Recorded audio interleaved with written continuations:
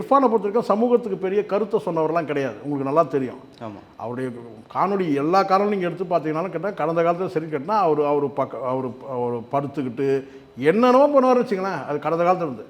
இப்போ அவருக்கு என்னன்னு கேட்டால் சமீபத்தில் சர்ச்சை, இந்த ஆக்சிடென்ட் சர்ச்சைக்கு பிறகு வந்து கேட்டிங்கன்னா இவரை வந்து மக்கள் கூர்ந்து கவனிக்க ஆரம்பிச்சிட்டாங்க, ஒரு அரசியல் பார்வையோடு பார்க்க ஆரம்பிச்சிட்டாங்க. அப்போ நம்ம எச்சரிக்கையாக இருக்கணும். ஆனால் அந்த எச்சரிக்கை இல்லாமல் செயல்படுத்துகிற விளைவு அடுத்தடுத்த சிக்கல், அந்த சிக்கல்லேருந்து மீள்றதுக்கு மன்னிப்பு, அவ்வளோதான்.